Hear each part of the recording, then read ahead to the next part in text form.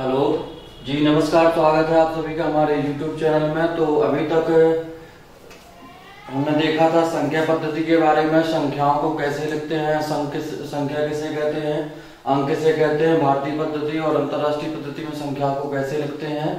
और फिर उसके बाद हमने रोमन पद्धति के बारे में पढ़ा और उसके बाद विभाज्यता के नियम, संख्याओं के प्रकार के बारे में जाना था। आज हम छोटे छोटे कुछ जो पॉइंट आते हैं उनके बारे में, संख्याओं के विषय में समझेंगे। सबसे पहले हम बात करते हैं, यदि हमको बड़ी से बड़ी संख्या पूछी जाती है कि बड़ी से बड़ी संख्या कैसे लिखेंगे। जैसे हमसे पूछा जाता है 4 अंकों की, 5 अंकों की, 6 अंकों की, कितने भी अंकों की बड़ी संख्या पूछी जाती है तो केवल हमको उतने बार 9 लिख देना है। जैसे हमको 4 अंकों की बड़ी संख्या लिखना है तो हम केवल 4 9 लिख देंगे, और यदि 5 अंकों की बड़ी संख्या लिखना है तो 5 बार 9 को लिख देंगे, यानी 5 9 आ जाएंगे उसमें। तो बड़ी से बड़ी संख्या इस प्रकार से हम निकाल सकते हैं कितने भी अंकों के लिए। अब इसी के बाद बात आती है छोटी से छोटी संख्या। तो छोटी से छोटी संख्या कितने अंकों की पूछी जाएगी, कितने भी अंकों की पूछी जाए तो केवल हमको उसमें सबसे पहले 1 लिख देना है, और जितने अंकों की पूछी गई है उतने 0 लिख देना है, उतने हम 0 लिख देंगे। तो 2 अंकों की हो जाएगी 10, 1 लिखेंगे और 2 में से 1 घटा देंगे तो कितना बचेगा 1, तो 1 आ जाएगा 0। तो ये हो जाएगी 2 अंकों की, 3 अंकों की लिखना है तो 2 0 हो जाएंगे। इस प्रकार हम कितने भी अंकों की लिख सकते हैं। तो हमको यदि जैसे 4 अंकों की लिखना है तो सबसे पहले 1 लिखेंगे, 4 अंकों की लिखना है तो मतलब 3 0 आएंगे तो 3 0 लिख देंगे। इस प्रकार हम छोटी से छोटी संख्या और बड़ी से बड़ी संख्या निकाल सकते हैं कितने भी अंकों की। इसके बाद इसमें एक उदाहरण देखते हैं। इस तरह के उदाहरण परीक्षा में पूछा जाएगा आपसे कि 5 अंकों की बड़ी से बड़ी संख्या और 5 अंकों की बड़ी से बड़ी संख्या तथा छोटी से छोटी संख्या का अंतर क्या होगा। अब बड़ी से बड़ी भी निकालना है और छोटी से छोटी भी निकालना है। 5 अंकों की चाहिए हमको, 5 अंकों की संख्या बड़ी से बड़ी पहले निकालेंगे। तो बड़ी संख्या क्या होगी, बड़ी संख्या हो जाएगी 5 बार हम केवल 9 लिख देंगे। तो 1 9 2 9 3 9 4 9 और ये 5 9। अब निकालना है छोटी से छोटी।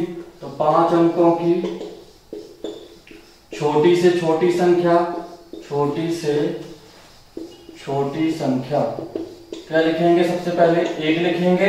अब इसमें कितने 0 आएंगे, 4 0 आएंगे। टोटल 5 अंक चाहिए तो 1 अंक तो ये हो गया, 4 0 लिख देंगे। तो ये निकाल दिया हम। अब इसने पूछा कि उसका अंतर बताइए, तो इन दोनों को हम घटा देंगे तो हमको अंतर मिल जाएगा। तो 5 अंकों की बड़ी से बड़ी संख्या हमको मिल गई, 5 बार 9 लिख दिए तो, और 5 अंकों की छोटी से छोटी संख्या 1 लिखकर 4 बार 0 लिख दिए। इनको घटा देंगे तो आ जाएगा 9 9 9 9 4 9 आ जाएंगे, और 9 में से 1 घटेगा तो 8 आ जाएगा। ये आ जाएगा आपका उत्तर। इस तरह के परीक्षा में प्रश्न पूछे जाएंगे 5 अंकों की बड़ी से बड़ी संख्या, और यहाँ पूछ लेता 4 अंकों की छोटी से छोटी संख्या का अंतर। तो 4 अंकों की छोटी से छोटी संख्या लिखकर दोनों को घटा देते। इस प्रकार हम 4 अंकों और 5 अंकों की बड़ी संख्या और छोटी संख्या निकालते हैं। इसके बाद हम बात करेंगे कि आरोही क्रम और अवरोही क्रम किसे कहते हैं। आरोही क्रम अवरोही क्रम में संख्या को कैसे लिखते हैं, और आरोही क्रम अवरोही क्रम किसे कहते हैं। आरोही क्रम मतलब होता है, आरोही क्रम मतलब होता है बढ़ते क्रम में, या इसको बोलते हैं असेंडिंग ऑर्डर में। तो सबसे पहले हम बात करते हैं आरोही क्रम। आरोही क्रम, आरोही क्रम मतलब होता है बढ़ते हुए क्रम में, बढ़ते क्रम में असेंडिंग ऑर्डर में लिखना है। तो सबसे पहले छोटी संख्या लिखेंगे। जैसे हमने कोई संख्या मान ली कि कुछ संख्या दी है,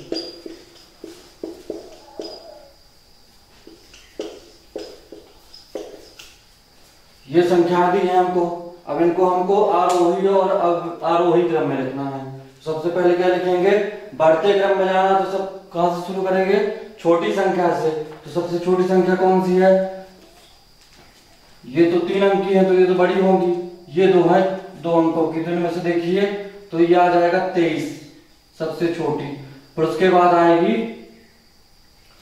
7 6 उससे बड़ी, फिर उससे बड़ी 1 2 3, फिर उससे बड़ी 3 2 1, फिर उससे बड़ी 4 5 6। इनके बीच जो चिन्ह लगाते हैं तो बड़े का चिन्ह इस प्रकार से लगाते हैं, जो बड़ा होगा उसकी तरफ इसका मुख रहेगा। तो इस प्रकार हम चिन्ह निकालते हैं। आरोही क्रम में संख्याओं को कैसे लिखते हैं? ये हमारा बढ़ते क्रम में हमने इनको लिख दिया। अब ऐसे हमारे क्वेश्चन आता है अवरोही क्रम में लिखिए, तो अवरोही क्रम मतलब घटते क्रम में लिखना है। तो इनको घटते क्रम में तो कहां से शुरू करेंगे? सबसे बड़ी, फिर उससे छोटी, फिर उससे छोटी, फिर उससे छोटी, फिर सबसे छोटी। तो इसको यदि लिखना है तो इसका उल्टा हो जाएगा, इसको कहते हैं घटते क्रम में। तो यहां जाएगा 4 5 6, फिर उससे छोटी 3 2 1, फिर उससे छोटी 1 2 3, फिर उससे छोटी 7 6, फिर उससे छोटी 2 3। इस प्रकार हम संख्याओं को अवरोही और आरोही क्रम में लिखते हैं, असेंडिंग ऑर्डर और डिसेंडिंग ऑर्डर में। तो हम किसी भी नंबर को आरोही और अवरोही क्रम में इस पद्धति के हिसाब से लिखते हैं।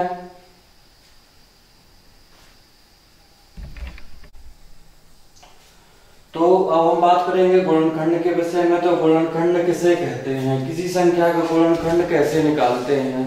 तो सबसे पहले हम यदि मान देखते हैं गुणनखंड कैसे निकालते हैं। तो यदि हमको 10 के गुणनखंड करना है, 10 का गुणनखंड करना है तो हम कैसे करेंगे? गुणनखंड मतलब उसका गुणा कितने से गुणा होकर वो संख्या बन जाएगी। गुणनखंड मतलब वो ऐसी कौन सी संख्या उसके उसमें है जिससे भाग देने पर वो संख्या पूर्णतः विभाजित हो जाए, उसको उसका गुणनखंड कहेंगे। जैसे हम लेते हैं 1, तो 1 से तो इसका 1 से सबका भाग चला जाएगा, तो एक गुणनखंड ये हो सकता है इसका। 2 से भाग चला जाएगा इसका, तो 2 भी इसका गुणनखंड होगा। और 3 से भाग चला जाएगा कि नहीं जाएगा? तो 3 से नहीं जाएगा। 4 से भी नहीं जाएगा, और 5 से चला जाएगा, 6 से भी नहीं जाएगा, 7 से भी नहीं जाएगा, 8 से भी नहीं जाएगा, और 9 से भी 10 में भाग नहीं जाएगा, और 10 से भाग चला जाएगा। या फिर एक और विधि आती है गुणनखंड निकालने की। हम क्या लिखते हैं? 10 को लिखा, इसका 2 से भाग दिया तो 5 आया, 2 पंचे 10। अब इसको 5 से भाग दे देंगे तो ये 1 हो जाएगा। तो हमको 10 के गुणनखंड क्या मिल जाएंगे? 2 गुणे 5 गुणे 1, 2 गुणे 5 गुणे 1। ये इस तरह हम गुणनखंड निकालते हैं। तो गुणनखंड किसे कहेंगे? जिस संख्या का उसमें पूर्णतः भाग चला जाए या जिस संख्या से वह पूर्णतः विभाजित हो जाए उसको उसका गुणनखंड कहेंगे। अब गुणनखंड के बाद आता है गुणज। तो गुणज वो कहलाता है जिससे का गुणा करने पर वो संख्या जिससे गुणा किया जाता है उसको गुणज कहते हैं। तो जैसे हम यदि 10 में 1 का गुणा करेंगे तो 10 मिलेगा। तो इस तरह 10 में 2 का गुणा करेंगे तो 20 मिल जाएगा, 10 में 3 का गुणा करेंगे तो 30 मिल जाएगा। तो ये जो मिलेंगे ये गुणज कहलाते हैं। तो इस प्रकार हमने जाना कि गुणनखंड कैसे बनते हैं, गुणनखंड कैसे निकालते हैं। अब हम गुणनखंडों की संख्याओं के बारे में प्रश्न पूछे जाते हैं परीक्षा में, तो वो देखते हैं कैसे निकालते हैं। गुणनखंडों की संख्या ज्ञात कैसे करते हैं?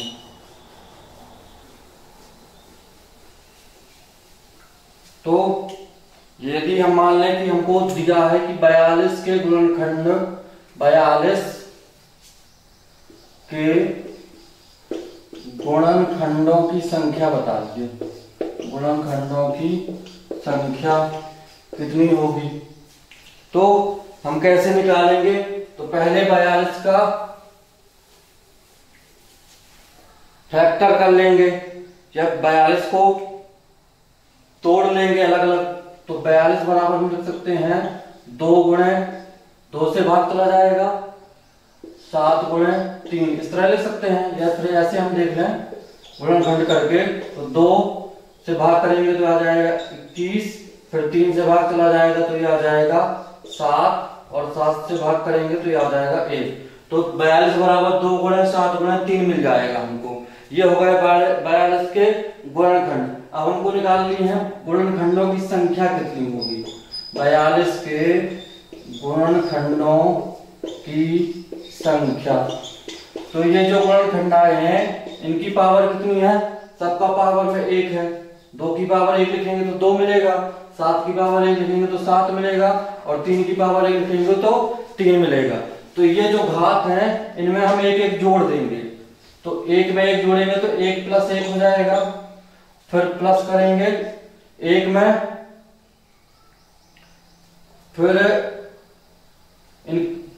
फिर इन घातों को जोड़ दीजिए तो 1 + 1 और फिर 1 + 1। तो जो गुणनखंड हमको मिले, गुणनखंड की घातें जो मिली उनमें हमने 1 जोड़ दिया और सबका गुणा कर देना है, सबका गुणा कर दीजिए। तो ये क्या मिलेगा हमको, 2 गुणे 2 गुणे 2, तो ये कितना हो जाएगा, 2 गुणे 2 गुणे 2 नहीं 4, 4 दूना 8। तो इस तरह हम गुणनखंडों की संख्या निकाल सकते हैं। तो 42 के गुणनखंडों की संख्या 8 होगी। अब हम देख लें क्या ये सही है कि गलत है। तो 42 के गुणनखंड यानी 42 से किन किन का भाग चला जाएगा, तो देखा यदि तो 1 का तो चला ही जाएगा, 2 का भी चला जाएगा, 3 का भी चला जाएगा, 4 का नहीं जाएगा, 5 का भी नहीं जाएगा, 6 का चला जाएगा, 7 × 42 7 का चला जाएगा, 8 का भी नहीं जाएगा, 9 का भी नहीं जाएगा, 10 का भी नहीं जाएगा, 11 का भी नहीं जाएगा, 12 का भी नहीं जाएगा, 13 का भी नहीं जाएगा, 14 का भी 13 का भी नहीं जाएगा, 14 का 14 14 42 तो 14 का चला जाएगा। अब 15 का भी इसमें भाग नहीं जाएगा, 16 का नहीं जाएगा, 17 का नहीं जाएगा, 18 का नहीं जाएगा, 19 का भी नहीं जाएगा, 20 का भी नहीं जाएगा, 21 का भी नहीं जाएगा, 21 का चला जाएगा। इसके बाद 22 का नहीं जाएगा, 23 का भी नहीं जाएगा, 24 का भी नहीं जाएगा, 25 का भी नहीं जाएगा, 26 का भी नहीं जाएगा, 27 28 29 30 किसी का भाग नहीं जाएगा, केवल 42 का भाग जाएगा। तो यह आ जाएगा 42। अब इनको गिन लेते हैं, 1 2 3 4 5 6 7 8। तो इस तरह से यदि हम निकालेंगे तो बहुत टाइम लगेगा हमको और बहुत सा कैलकुलेशन करना पड़ेगा। तो हमको यदि 42 के गुणनखंड निकालने हैं तो जो भी गुणनखंड मिलते हैं किसी भी संख्या के, तो जो भी गुणनखंड मिले उनकी घातों में हमने 1 जोड़ दिया, घातों को 1 बढ़ा देंगे और सबका गुणा कर देंगे। तो हम इस तरह गुणनखंडों की संख्या निकालते हैं। अब हम किसी भी संख्या के गुणनखंडों की संख्या निकाल सकते हैं। तो ये हो गया गुणनखंडों की संख्या के विषय में। अब हम बात करेंगे अभाज्य गुणनखंडों की संख्या कैसे निकालते हैं। अभाज्य गुणनखंडों की संख्या कैसे निकालते हैं।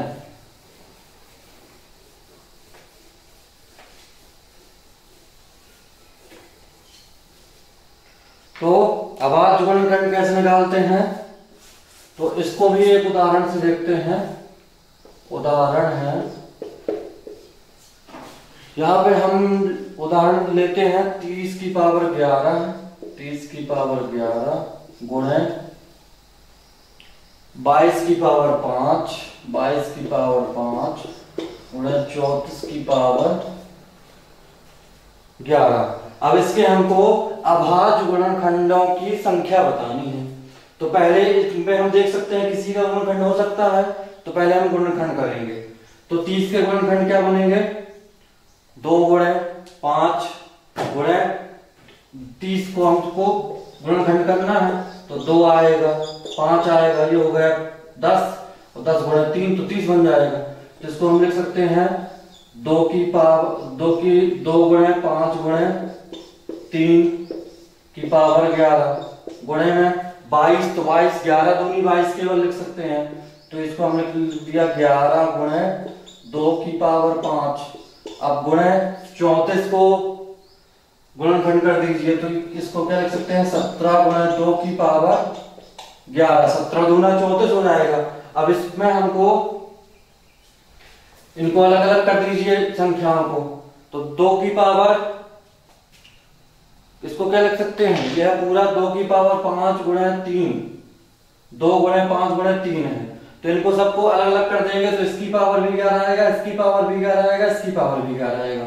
तो यहां हम लिख देंगे 2 की पावर 11 गुणे 5 की पावर 11 गुणे 3 की पावर 11, क्योंकि पूरे में थी पावर। अब यहाँ पे 11 की पावर 5 हो जाएगा गुणे 2 की पावर 5 हो जाएगा, ठीक है।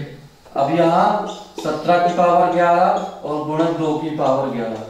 अब एक सी पावर किनकी है, 2 की पावर है और 2 की पावर 2 की पावर, तो जो दो आधार समान होता है तो बातें जुड़ जाती हैं, तो 2 की पावर वाली संख्या सब जुड़ जाएंगी। तो 2 की पावर 11 और 5 क्या हो जाएगा, 16 और 16 5, 16 और 11, यहाँ पे 11 है, यहाँ 5 है पावर और यहाँ 11, तो 11 दूनी 22 और 5 27, तो 2 की पावर 27 हो जाएगा गुणे। अब 5 की पावर कितनी मिलेगी हमको, 5 की पावर और कहीं नहीं है, तो केवल 5 की पावर 11 आ जाएगा गुणे 3 की पावर और कहीं नहीं है, तो 3 की पावर 11 ही रहेगा गुणे, और कोई फिर 11 से 11 के बाद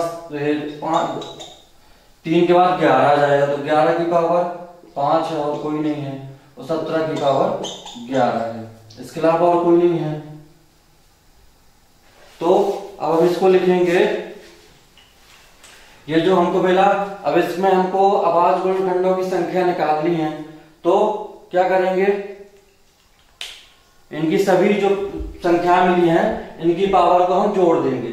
अब हमको क्या निकालना है, इसके अभाज्य गुणनखंडों की संख्या, तो अभाज्य गुण, तो 30 की पावर 11 गुणे 22 की पावर 5 गुणे 34 की पावर 11 को हमने सॉल्व किया, तो ये आया जो हमको मिला, 2 की पावर 27, 5 की पावर 11, 3 की पावर 11, 11 की पावर 5 और 17 की पावर 11। अब इन जो पावर में है उनको जोड़ देना है, 27 है, फिर प्लस में 11 हो जाएगा, फिर प्लस में 11 हो जाएगा, फिर प्लस में 5 हो जाएगा और प्लस में 11 हो जाएगा। इनको जोड़ने से जो मिलेगा वही आपका आंसर हो जाएगा।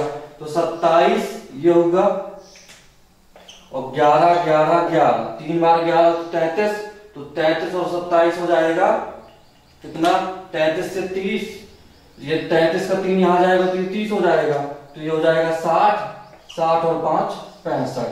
तो इस तरह हम अभाज्य गुणनखंडों की संख्या निकाल सकते हैं। तो ये हमको मिला इनके अभाज्य गुणनखंडों की संख्या।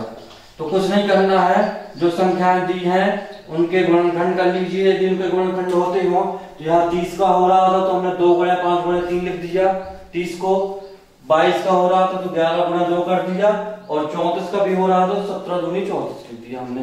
अब केवल इनकी घातों को अलग अलग कर दीजिए, जो एक सी घात वाली संख्या उनको जोड़ दीजिए क्योंकि आधार समान होने पर घातें जुड़ जाती हैं, और उसके बाद हमने इनको टोटल कर दिया घातों को, तो हमको अभाज्य गुणनखंडों की संख्या मिल गई। इस तरह हम अभाज्य गुणनखंडों की संख्या निकालते हैं। अब हम बात करेंगे मूलभूत संख्याओं के विषय में। तो मूलभूत संख्याएं क्या होती हैं, जिसमें आता है योग, घटाव, घटाना, गुणा और भाग। तो इनके विषय में हम बात करेंगे। तो सबसे पहले हम बात करेंगे योग यानी एडिशन। तो योग क्या होता है, जब 2 या 2 से अधिक संख्याओं को जोड़ते हैं तो उसको योग कहते हैं, और इनके बीच ये प्लस का चिन्ह लगाते हैं, तो किन्हीं संख्याओं को जोड़ना योग कहलाता है। अब मान लीजिए कि आपको जोड़ना है 20 प्लस 25, तो कैसे जोड़ते हैं, इसको 20 के नीचे 25 लिख देंगे, यहाँ पे 5 आ जाएगा और 2 और 2 4 हो जाएगा। लेकिन तो यहाँ पे हमको समझना है थोड़ा सा कि हम संख्या बनती कैसे। जैसे हमने संख्या पद्धति में पढ़ा था कि संख्या कैसे बनेगी। तो इसमें तो मान लीजिए कि इकाई अंक क्या है, 0 है, दहाई अंक 2 है, कोई भी संख्या है मान लीजिए, तो उसमें एक इकाई अंक होगा, दहाई अंक होगा और उसके बाद सैकड़ा होगा। तो यहाँ 2 अंकों की संख्या है तो इकाई और दहाई होगा। तो 20 तो क्या है, 2 और 0 से बना है। यानी हमने जो गिनती गिनते हैं 1 2 3 4 5 6 7 8 9, 9 के बाद हम कहाँ जाते हैं, फिर शुरू में जाएंगे तो कहाँ आएंगे, 11 12 13 14 15 16 17 18, फिर इसके बाद 18 के बाद 19 आएगा, तो यहाँ जाएगा 19। इसका मतलब क्या होगा, एक बार हम 1 से 9 तक गए, फिर दोबारा जब हमको 11 से लिखना है तो क्या होगा, दोबारा हम 1 से 9 तक जाएंगे। ये इस तरह लिखेंगे 1 2 3 4 5 6 7 8 9, केवल उनका उपयोग होता है गिनती गिनने के लिए। यहां देखते हैं, जैसे हमने पहली बार लिखा 1 2 3 4 5 6 7 8 9 और उसके बाद 10, तो एक बार 1 से 9 तक गए, फिर दोबारा जब लिखेंगे 11 का तो 1 2 3 4 5 6 7 8 9 10। तो इसका मतलब क्या होगा, एक बार 1 से 9 तक गए, दोबारा फिर हम 1 से 9 तक गए, फिर जब हम जाएंगे 21 22 23 21 22 23 24 25 26 कहीं भी, तो उसके बाद क्या होगा, फिर से हम 1 से 9 तक जाएंगे। केवल 1 से 9 का उपयोग होता है। तो यहाँ क्या आएगा, 1 आएगा, ये 11 हो जाएगा, यहाँ भी 1 आएगा, यहाँ भी 1 आएगा, यहाँ भी 1 आएगा। इसका मतलब ये है कि यहाँ हम 1 2 3 4 5 6 7 8 9, फिर इसके बाद 1 11 के लिए फिर एक बार 1 2 3 4 5 6 7 8 9, फिर 22 के लिए 21 22 23 के लिए भी 1 2 3 4 5 6 7 8 9। यानी सभी संख्याएं क्या है, इस प्रकार से बनती है। तो मान लीजिए कोई संख्या आपको दी है 4 8 6, तो ये कैसी बनी है। तो सबसे पहले क्या होगा, इसमें सबसे पहले इसमें क्या आएगा, इकाई अंक क्या है, इसमें 6 है, दहाई अंक 8 है और सैकड़ा 4, तो सैकड़ा 4 है। तो इसको हम लिख सकते हैं 400। पहले हम 400 में गए होंगे, फिर उसके बाद 80 में गए, ये दहाई का अंक है, उसके बाद हम क्या जाएंगे, 6 में जाएंगे। तो इस प्रकार से हम संख्याओं को जोड़ते हैं। कैसे जोड़ेंगे, पहले उसका सैकड़ा लिखेंगे, फिर दहाई लिखेंगे, फिर इकाई लिखेंगे।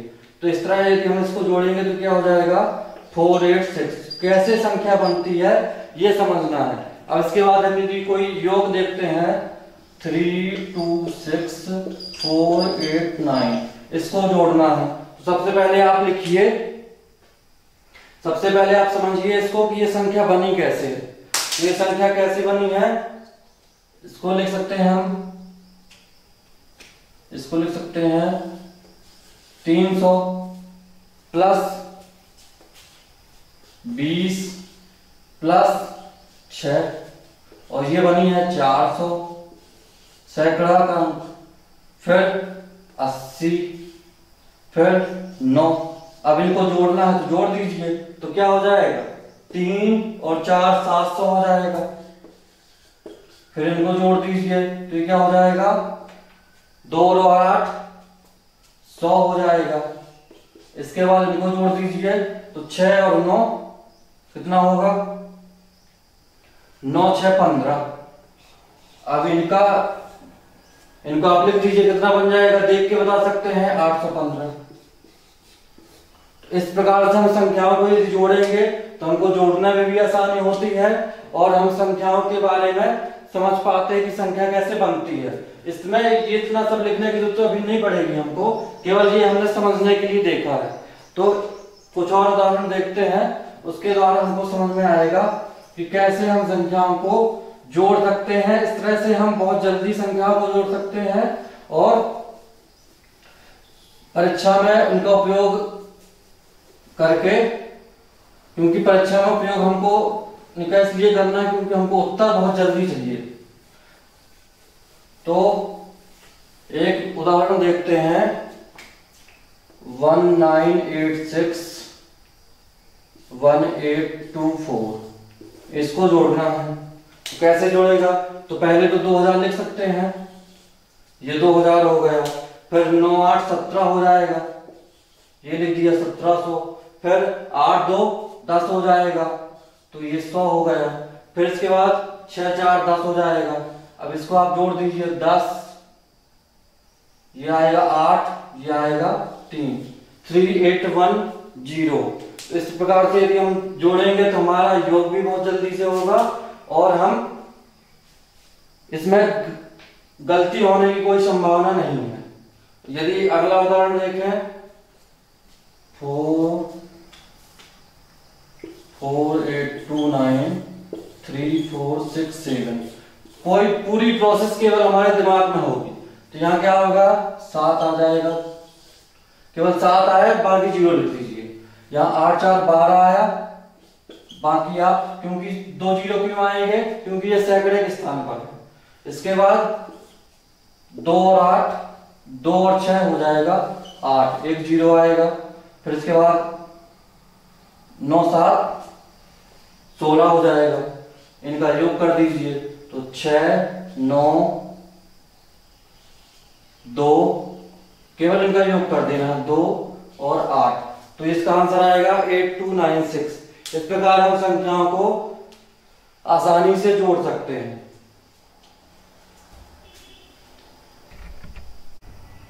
अब हम बात करेंगे घटाते कैसे हैं या अंतर कैसे निकालते हैं। तो उसी प्रकार से हमको इसको निकालना है। तो घटाना मतलब दो या दो से अधिक संख्याओं में एक दूसरे को घटाना, या घटाना किसी भी 2 या 2 से अधिक संख्याओं में से एक या एक से अधिक संख्याओं को अलग किया जाता है, तो इसको घटाना कहते हैं। यदि किसी संख्या में से हमको कोई संख्या दी है, मान लीजिए 3 अंकों की, 3 अंकों की संख्या में से,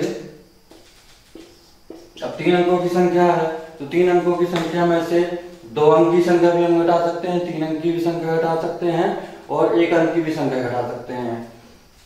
तो किसी संख्या में से 2 उससे कम, यानी 2, यदि 3 अंकों की है तो 2 अंकों की संख्या, तो किसी संख्या में से एक या एक से अधिक संख्याओं को अलग किया जाता है, तो इस प्रोसेस को हम कहते हैं घटाना। तो मान लीजिए हमको घटाना है 3 2 1 में 186, तो इसको कैसे करेंगे? सबसे पहले वही आप समझिए कि ये है 300 और ये है 100, तो हमारा बचा 200। ये अलग अलग लेते हैं एक बार पहले, ये हो जाएगा 320 और 1 क्यों आया? इकाई के अंक में है। 20 क्यों आया? दहाई में है। और 300 क्यों आया? क्योंकि 3 जो है सैकड़े के स्थान पर है। अब यहां लिख देंगे 100 80 और 6। तो ये क्या, ये क्यों आया? 1 सैकड़े के स्थान पर, तो 2 0 आ जाएंगे। 8 से 80 क्यों बना? क्योंकि ये दहाई के स्थान पर है। 6 क्यों आया? क्योंकि ये इकाई के स्थान पर है। जैसे हम पहले समझ चुके हैं कि इकाई के स्थान में 10 को 1 का गुणा करते हैं, घात 1 होता है, 10 की पावर 0 लिखते हैं। और दहाई में 10 की पावर 1 लिखते हैं। यहाँ इकाई में 10 की पावर 0 मतलब 1 हो जाएगा, ये 10 हो जाएगा। और सैकड़े में 10 की पावर 2, तो ये 100 हो जाएगा। तो इस तरह हमने लिखा। अब इनको घटाना है तो सीधे सीधे आप इसमें से इसको घटा दीजिए। तो 300 में 100 घटेगा तो 200 बच जाएगा। अब 20 में से 80 घटाना है तो नहीं घटेगा। तो 20 में से 80 घटाना है तो क्या चाहिए हमको, माइनस का 60 चाहिए, -60 आएगा। और यहाँ 1 में से 6 को घटाना तो क्या आएगा, माइनस का 5 आएगा। तो अब इसको इसमें से घटा देंगे क्योंकि बड़ी संख्या में से छोटी संख्या घटेगी। तो ये है सैकड़े के स्थान पर, ये है दहाई के स्थान पर, ये है इकाई के स्थान पर। तो ये एक दूसरे से कैरी लेंगे। तो कहां से लेंगे, जो बड़ा होगा, बड़ा कौन होगा, इसमें 200 है तो 200 में से ये बचा है 60 पहले घटा दीजिए तो क्या बचेगा, 140 बचेगा। और 5 घटा देंगे तो क्या बचेगा, 135 बच जाएगा। तो इस तरह हम उसी पद्धति के हिसाब से घटाना भी निकाल सकते हैं, घटा अंतर निकाल सकते हैं संख्याओं के बारे में। अब एक उदाहरण लेते हैं, 4296 8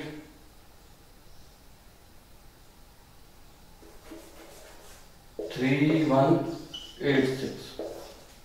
इसको घटाना है तो सीधे यहाँ एक आएगा। पीछे पहले जो हम पढ़े हैं पीछे से घटाते थे, लेकिन अब यहाँ हम आगे से घटाएंगे क्योंकि हमको उत्तर लाना है जल्दी से और उसको समझना है संख्याओं को। क्योंकि अब हम टीचर बनने जा रहे हैं तो हमको पढ़ाना है दूसरों को, तो पहले समझना पड़ेगा कि ये अंक बनेगा कैसे, तब तो बताएंगे किसी को।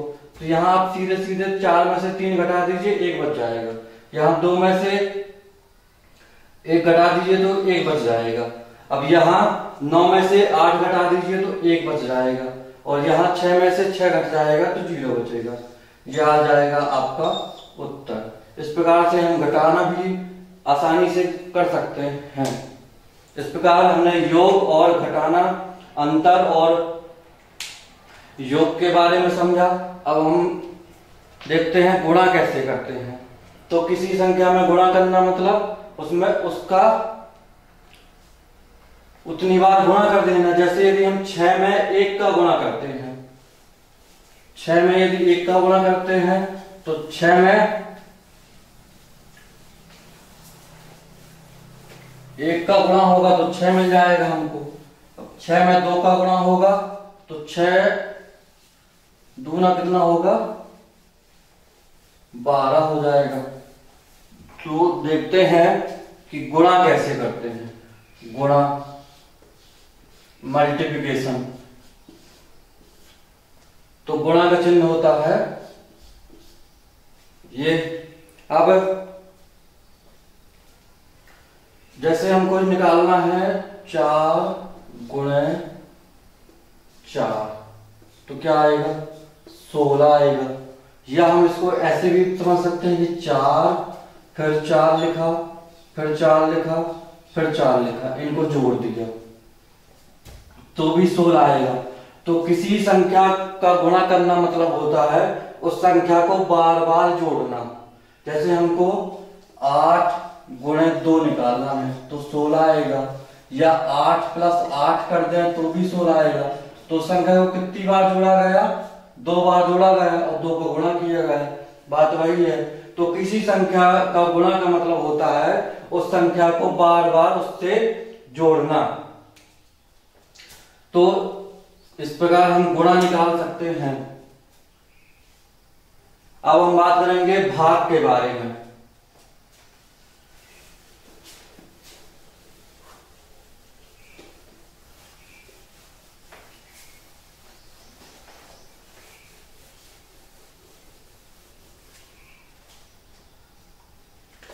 भाग कैसे निकालते हैं या भाग किसे कहते हैं, ये होता है भाग का चिन्ह। तो जब किसी संख्या को दूसरी संख्या से विभाजित किया जाता है तो इस प्रक्रिया को हम भाग कहते हैं या भाग करना कहते हैं। और भाग जब किसी संख्या में किसी दूसरी संख्या को विभाजित किया जाता है, मान लीजिए 8 में हमने 2 को विभाजित किया 8 से, या इसको हम ऐसे लिखेंगे 8/2। तो किसी संख्या में दूसरी संख्या को विभाजित करना भाग कहलाता है। और इस प्रक्रिया को, अब इसमें एक सूत्र आता है, इसमें एक सूत्र आता है भाज्य बराबर। तो भाज्य मतलब भाज्य बराबर भाजक गुणे भागफल प्लस शेष फल। तो यदि हमने जैसे इसमें 8 में 2 का भाग दिया तो ये हमको मिलेगा 4। तो इसमें भाज्य क्या होगा, भाज्य होगा इसमें 8। अब इसमें भागफल क्या हो, भाजक क्या होगा, भाजक होगा इसमें 2 और भागफल क्या होगा 4 प्लस शेषफल क्या होगा 0, क्योंकि पूरा पूरा भाग चला गया। तो भाज्य का कहलाएगा जिससे भाग दिया जाता है, और भाजक क्या है, भाज्य कहलाएगा जिसमें भाग दिया जा रहा है। यह है भाज्य जिसमें भाग दिया जा रहा है। और ये भाजक, भाजक क्या कहलाएगा जिससे भाग दिया गया, तो 2 से भाग दिया गया तो 2 हमारा हो जाएगा भाजक। भागफल यानी भाग देने के बाद हमको क्या मिला, तो 4 बार भाग गया तो 4 मिला हमको।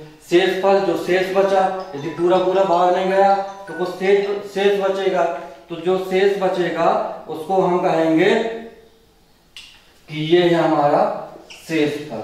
यदि पूरा पूरा भाग नहीं जाता, जैसे मान लीजिए 7 में हमको भाग देना है 15 का, तो कितनी बार जाएगा, 2 बार, 7 दूना 14 हो जाएगा, एक शेष बचेगा।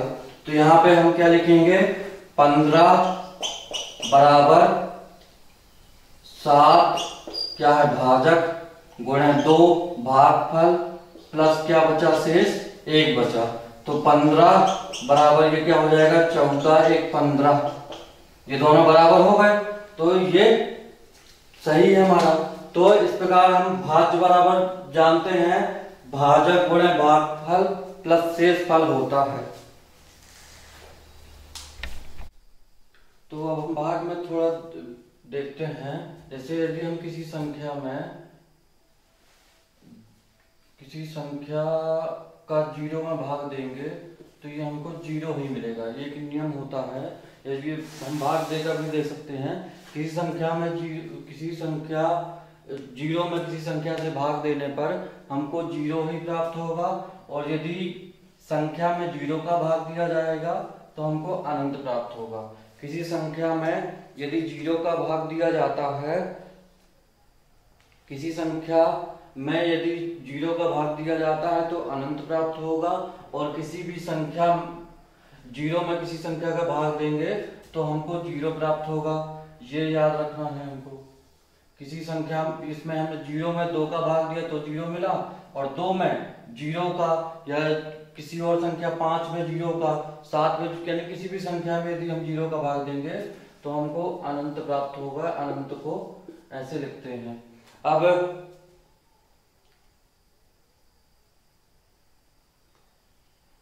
हम बात करेंगे, कुछ प्रश्न आते हैं कि घात वाली संख्या का इकाई का अंक क्या होगा। कोई भी हमको घात में संख्या दी है तो उसमें इकाई का अंक क्या होगा। जैसे उदाहरण देखते हैं, घात वाली संख्या क्या पढ़ना है, घात वाली संख्या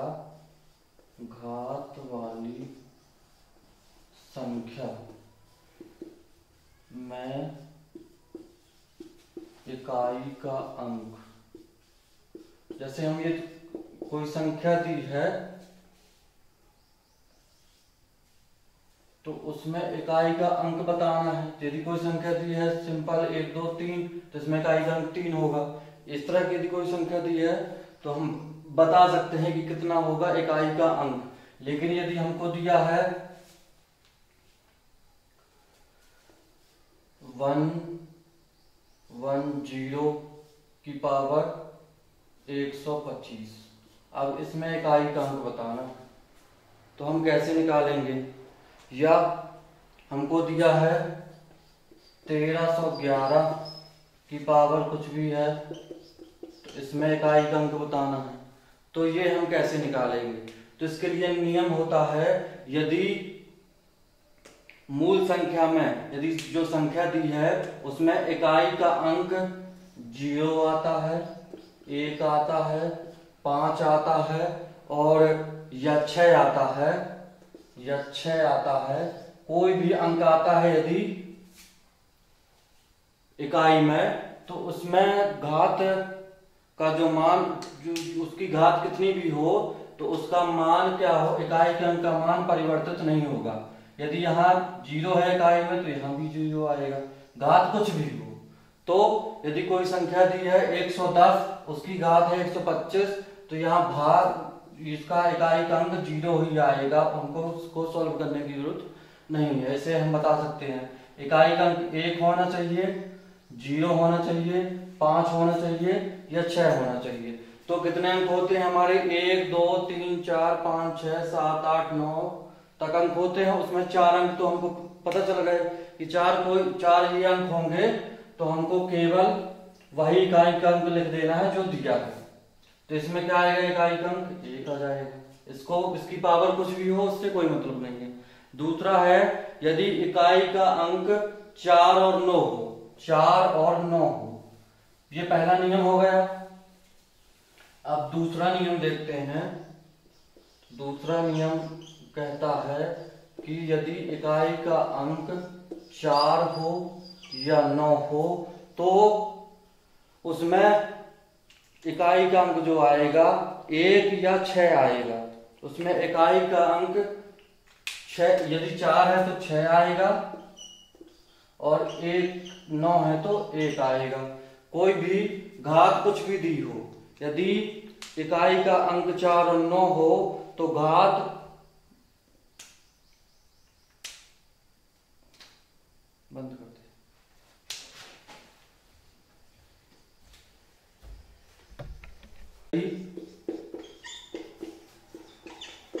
संख्या के इकाई का अंक ही लेंगे। अब नियम तीसरा कहता है कि यदि अब इनके अलावा जो बचे हैं तो 2 बचेगा, 3 बचेगा और 7 बचेगा, 8 बचेगा। तो सीधा सीधा इसमें एक बात समझिए कि घात कुछ भी हो, सीधे सीधे उस घात में 4 का भाग दे दीजिए। यदि पूरा पूरा चला जाता है तो वहां पे 4 आ जाएगा दी गई संख्या के घात में। यदि पूरा पूरा नहीं जाता है, जो शेष बचेगा उसको हम लिखेंगे घात के रूप में। शेष 4 से भाग दीजिए, 4 से भाग देने पर 4 से भाग देकर शेष बार इकाई के अंक का गुणा करेंगे। जो शेष बचेगा, जो शेष बच रहा है हमारा, उसमें जो इकाई का अंक, जो शेष बचेगा उतनी बार जो संख्या दी है उसके इकाई के अंक को हम लेंगे या उतने बार उसके इकाई के अंक को गुणा कर देंगे। तो इस प्रकार हम इकाई के अंकों, यदि हमको निकालना है, घात की संख्या दी गई है तो हम निकाल सकते हैं। तो आज की हमारी क्लास पूरी होती हुई, अब अगली क्लास में हम आपको अभ्यास के प्रश्न करवाए जाएंगे। पहला अध्याय भी हमारा इस प्रकार पूरा होगा सिलेबस के हिसाब से। तो आगे की क्लास में हम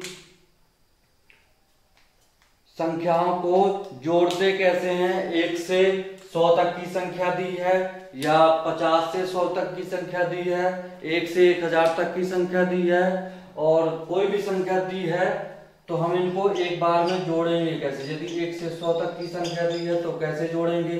अब 1 की पावर 2, 2 की पावर 2 और 3 की पावर 2, 4 की पावर 2, ऐसे बहुत सी संख्याएं दी जाएंगी।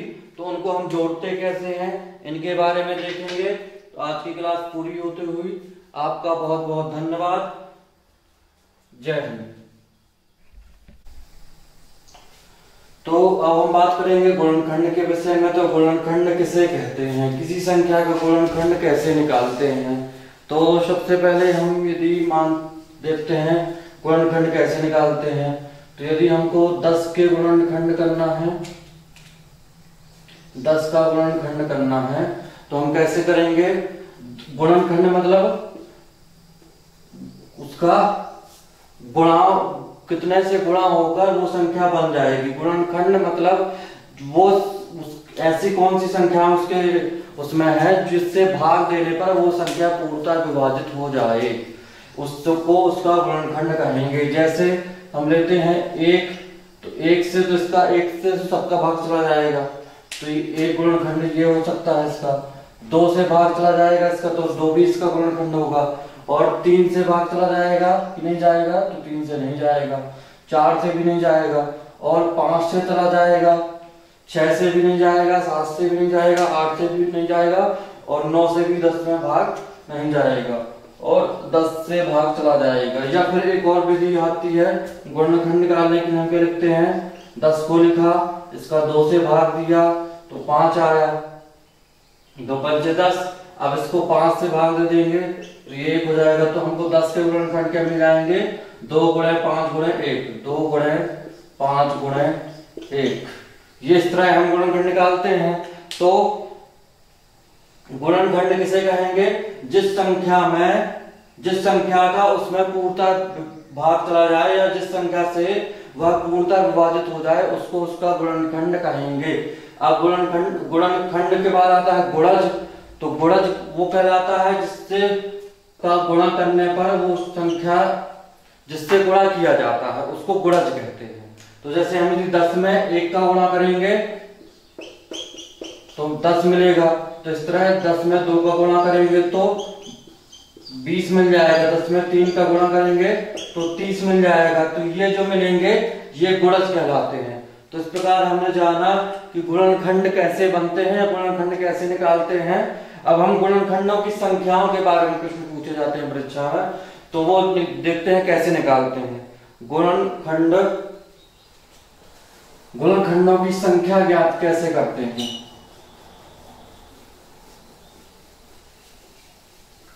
तो यदि हम मान लें कि हमको दिया है कि 42 के गुणनखंड, 42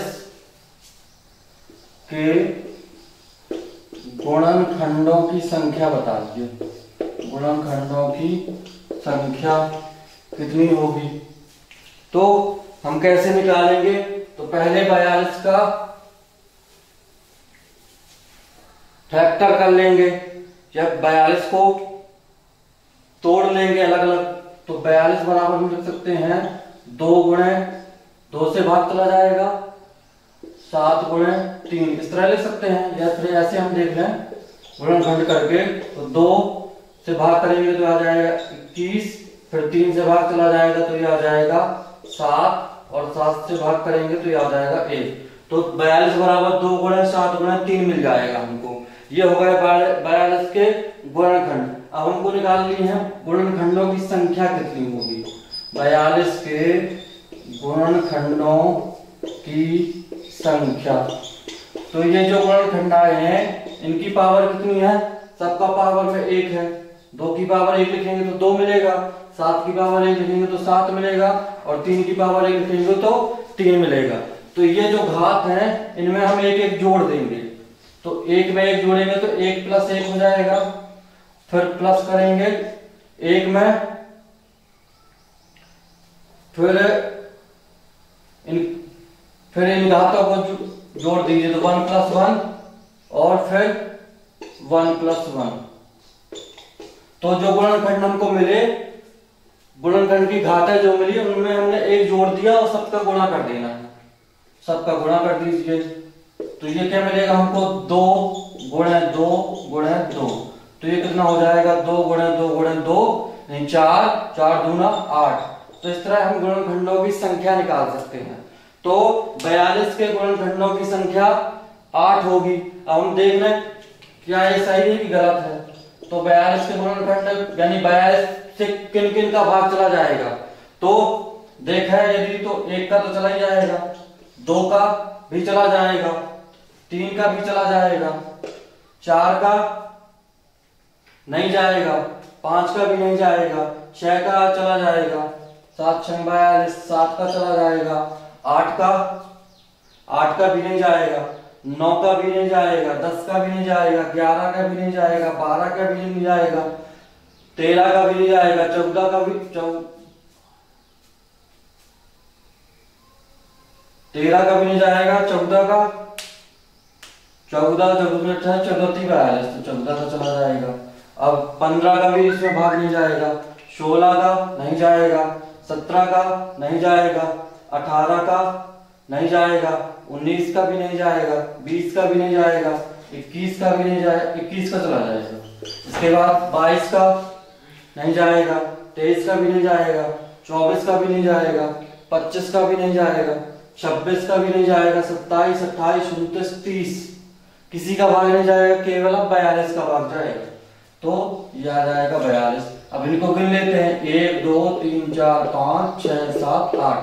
तो इस तरह से यदि हम निकालेंगे तो बहुत टाइम लगेगा हमको और बहुत सा कैलकुलेशन करना पड़ेगा। तो हमको यदि 42 के गुणनखंड निकालने हैं तो जो भी गुणनखंड मिलते हैं किसी भी संख्या के, तो जो भी गुणनखंड मिले उनकी घातों में हमने 1 जोड़ दिया, घातों को 1 बढ़ा देंगे और सबका गुणा कर देंगे।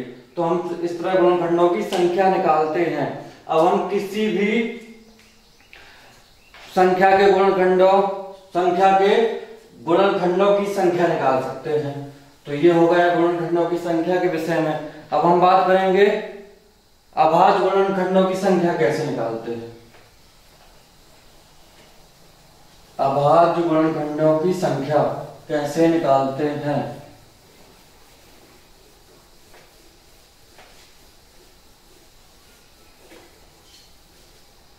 तो अभाज्य गुणनखंड कैसे निकालते हैं, तो इसको भी एक उदाहरण से देखते हैं। उदाहरण है, यहां पे हम उदाहरण लेते हैं 30 की पावर 11, 30 की पावर 11 गुणे 22 की पावर 5, 22 की पावर 5 गुणे 34 की पावर 11। अब इसके हमको अभाज्य गुणनखंडों की संख्या बतानी है। तो पहले इसमें हम देख सकते हैं किसी का गुणनखंड हो सकता है, तो पहले हम गुणनखंड करेंगे। तो 30 के गुणनखंड क्या बनेंगे, 2 गुणे 5 गुणे 30 को हमको गुणनखंड करना है, तो 2 आएगा, 5 आएगा, ये हो गया 10 और 10 गुणे 3 तो 30 बन जाएगा। जिसको हम लिख सकते हैं 2 गुणे 5 गुणे 3 की पावर 11 गुणे में 22, तो 22 11 दूनी 22 केवल लिख सकते हैं। तो इसको हमने लिख दिया 11 गुणे 2 की पावर 5। अब गुणे 34 को गुणनखंड कर दीजिए, तो इसको क्या लिख सकते हैं 17 गुणे 2 की पावर 11। 17 दूना 34 हो जाएगा। अब इसमें हमको इनको अलग अलग कर दीजिए संख्याओं को, तो 2 की पावर, इसको क्या लिख सकते हैं, यह पूरा 2 की पावर 5 गुणे 3, 2 गुणे 5 गुणे 3 है। तो इनको सबको अलग अलग कर देंगे, तो इसकी पावर भी 11 आएगा, इसकी पावर भी 11 आएगा, इसकी पावर भी 11 आएगा। तो यहां हम लिख देंगे 2 की पावर 11 गुणे 5 की पावर 11 गुणे 3 की पावर 11, क्योंकि पूरे में थी पावर। अब यहाँ पे 11 की पावर 5 हो जाएगा गुणे 2 की पावर 5 हो जाएगा, ठीक है। अब यहाँ 17 की पावर 11 और गुणे 2 की पावर 11। अब एक सी पावर किनकी है, 2 की पावर है और 2 की पावर 2 की पावर। तो जो दो आधार समान होता है तो घातें जुड़ जाती हैं, तो 2 की पावर वाली संख्या सब जुड़ जाएंगी। तो 2 की पावर 11 और 5 क्या हो जाएगा 16, और 16 5 16 और 11, यहाँ पे 11 है, यहाँ 5 है पावर और यहाँ 11, तो 11 दूनी 22 और 5 27, तो 2 की पावर 27 हो जाएगा गुणे। अब 5 की पावर कितनी मिलेगी हमको, 5 की पावर और कहीं नहीं है, तो केवल 5 की पावर 11 आ जाएगा गुणे 3 की पावर और कहीं नहीं है, तो 3 की पावर 11 ही रहेगा गुणे, और कोई फिर 11 के बाद 3 के बाद 11 आ जाएगा, तो 11 की पावर 5 है और कोई नहीं है, और 17 की पावर 11 है, इसके अलावा और कोई नहीं है। तो अब हम इसको लिखेंगे, ये जो हमको मिला। अब इसमें हमको अभाज्य गुणनखंडों की संख्या निकालनी है, तो क्या करेंगे, इनकी सभी जो संख्या मिली है इनकी पावर को हम जोड़ देंगे। अब हमको क्या निकालना है, इसके अभाज्य गुणन